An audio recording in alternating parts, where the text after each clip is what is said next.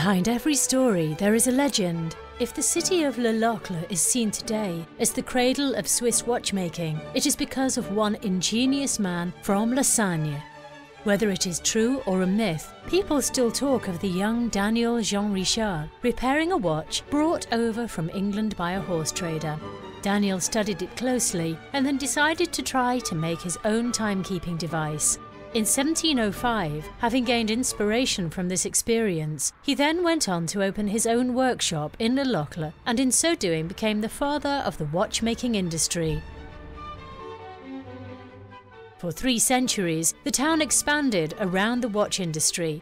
Little by little, an influx of technology occurred, and this now influences the whole of the industrial infrastructure of the Neuchâtel Mountains, especially in the microtechnology and biomedical domains. Training young people has always been one of Locle's priorities and one of the region's strongest points.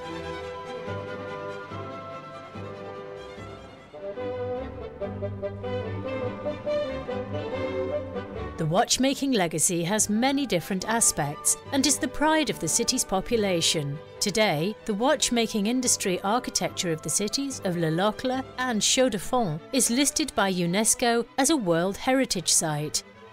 The hearts of the residents of Locle continue to beat to the ticking of the watch as this passion lives on. This great heritage lives on in the city's walls. The Mons Castle is a testimony to the very excellence of Swiss watchmaking.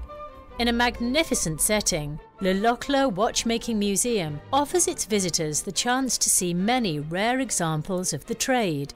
This manor house also provides a captivating insight into 18th century aristocratic life from more than 200 years ago.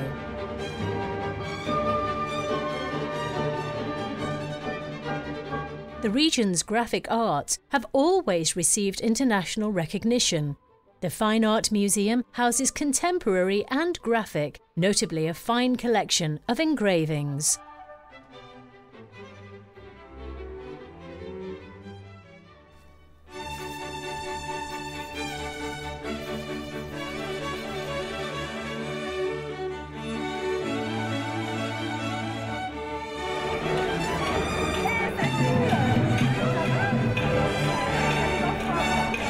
Putting the world to rights at a table outside a cafe, discussing and exchanging viewpoints. In the Neuchâtel Mountains, debating ideas is a long-standing tradition. The market square is the traditional focal point, an obvious meeting point in the heart of the town centre.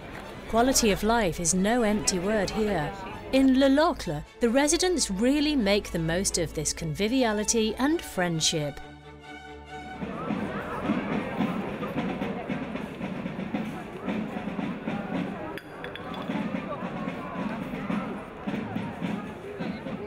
This spirit of neighbourliness is evident during its major social events.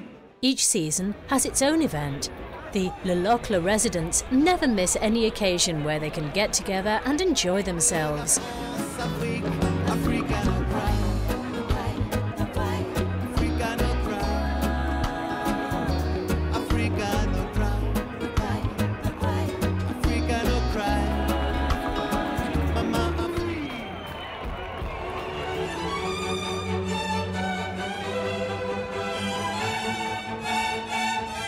It cannot be denied that culture with a big C is found throughout the walls of the city. Music and theatre rub shoulders.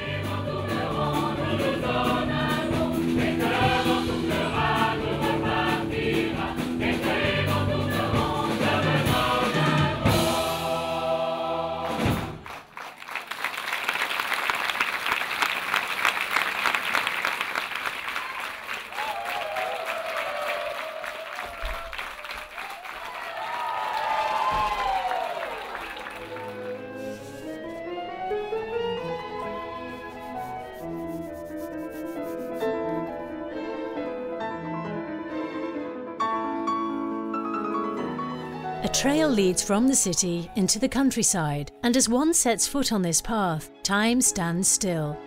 The flora and fauna of this wildlife reserve provide a unique woodland vista and experience. In exploring this nature walk, hikers can get away and take their fill of tranquility.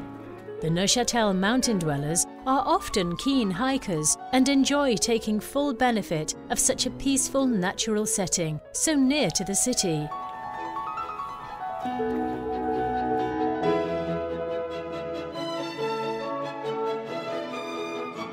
A torre. What could this barbaric word mean?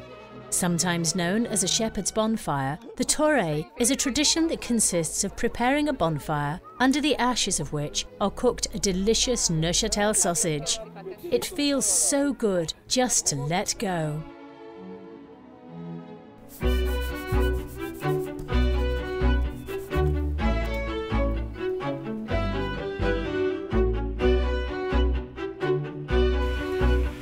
This story is also that of a city that is marked by the history of its buildings.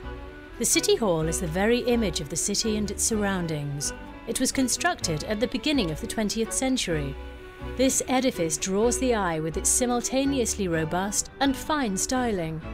Its architect, Charles Gunther, combined a number of styles: Heimatsil for the roof and Art Nouveau for the columns and their capitals.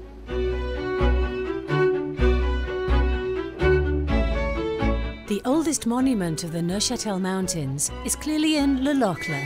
The temple tower's construction was begun in 1520.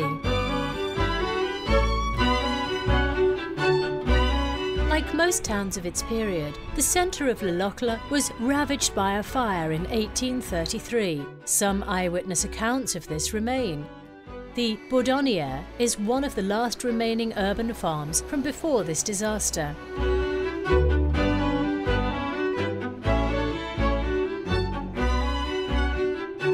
The city also has its share of famous names. Charles-Édouard Jeanneret, better known as Le Corbusier, designed and built the Villa La Forêt here in 1912 that dominates the billowed mountainside. This innovatively designed edifice is considered to be one of the architect's first monumental works. For all that, the city has not remained frozen in time.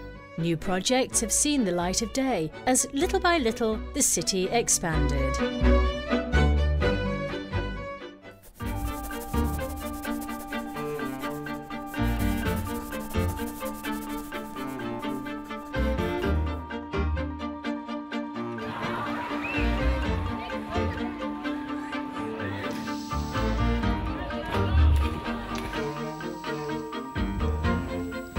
A famous film states that life is a long and peaceful river.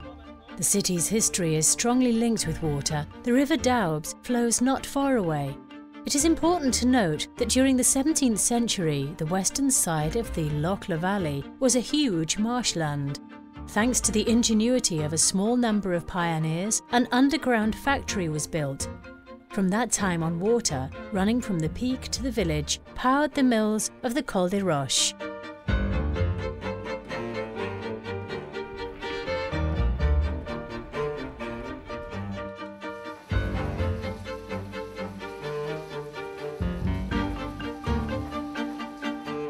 To complete the story of this city, we must talk about the winter. In fact, Le Locle is situated in the high valley of the Neuchâtel Jura at an altitude of 920 meters. Once cloaked with snow, the magic starts to happen.